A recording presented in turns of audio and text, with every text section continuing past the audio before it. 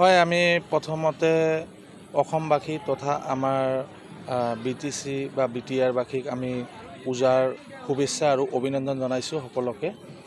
তথা আমাৰ প্ৰতি বছৰৰ দৰে এই যে আমি দুৰ্গা পূজা, এই দুৰ্গা পূজাটো আমাৰ হিন্দুৰ গৌৰৱ এটা উৎসৱ। আমি বহুত আনন্দ উপভোগ কৰিবলৈ পাওঁ এই পূজাত।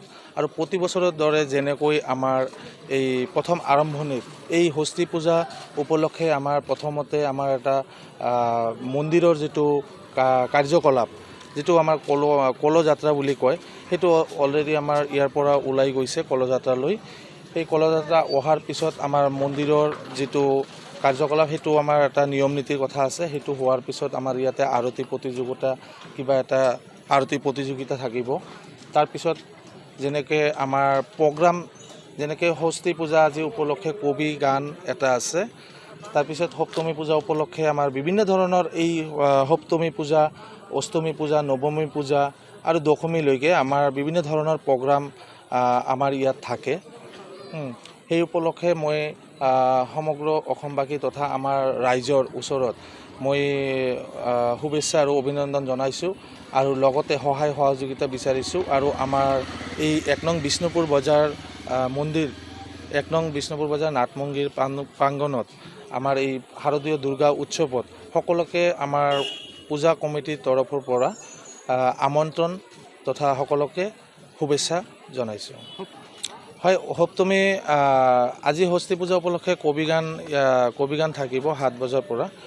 আৰু সপ্তমী পূজাত আমাৰ বাউল ছিংগাৰ যিটো কয়, বাউল শিল্পী, সেই বাউল শিল্পীটো আছে। আৰু আবেলি আছে আমাৰ নাগৰা নাম। আৰু অষ্টমী পূজাৰ দিনা আমাৰ আছে আবেলি খাৰাতাল প্ৰতিযোগিতা আছে। আৰু ৰাতি আমাৰ সাৰেগামাৰ পৰা অহা কলকাতাৰ পৰা আগতে আৰু কি কলকাতাৰ পৰা আহি আছে, সেই কলকাতাৰ পৰা অহা এই সাংস্কৃতিক সন্ধিয়াৰ আয়োজন কৰা হৈছে। আৰু নৱমী পূজা, নৱমী আমাৰ ৭৫ বৰ্ষ হীৰক জয়ন্তী বৰ্ষ ওপৰে গ্ৰন্থমঞ্চন, এইটো বিষয়ে আমাৰ 10টাৰ পৰা এটা কাৰ্যসূচী আৰম্ভ হ'ব। সেই উপলক্ষে আমি সকলোকে ৰাইজক আমি আহ্বান কৰিম ইয়াত মানে সকলোৱে উপস্থিত থকাৰ কাৰণে। আৰু নৱমী পূজা এই কাৰ্যসূচী শেষ হোৱাৰ লগে লগে আমাৰ ৰাতি আৰতি কম্পিটিশ্যন থাকিব। ইয়াতে প্ৰাইজ বিতৰণ থাকে, প্ৰথম, দ্বিতীয় আৰু তৃতীয়।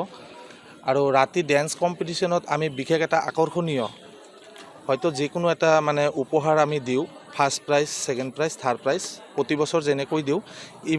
এই বছৰ হয়তো আমি অলপ বেলেগ আকৰ্ষণীয় কিবা এটা প্ৰাইজ দিবলৈ আমি মানে সহযোগ কৰিম।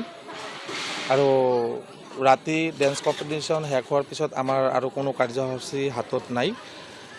নেক্সট দিন আমাৰ দশমী পূজাৰ কিবা এটা আমাৰ আদিবাসী যিটো আছে, সেইটো আদিবাসী আমাৰ দিনৰ ভাগত আহিব। তেওঁলোকে এটা কাৰ্যসূচী লৈ আহে, মানে তেওঁলোকৰ এটা নৃত্য আছে, সেই নৃত্যটো লৈ আহিব। আৰু আশা কৰোঁ বহুত ভাল হয় সেই নৃত্যটো। বহুত দিনৰ পৰাই আশা কৰি আছে, মাজত ৩-৪ বছৰ ধৰি আমি সেইটো পোৱা নাই। কিন্তু এই বছৰ আমি খুব সুখী যে তেওঁলোকে আমি কোৱাৰ বাবে বহুত আনন্দ পাইছে আৰু আহিব বুলি আমাক কথা দিছে। যিকোনো খবৰৰ বাবে যোগাযোগ কৰক 7099017330 লগতে 7099017110 নম্বৰত।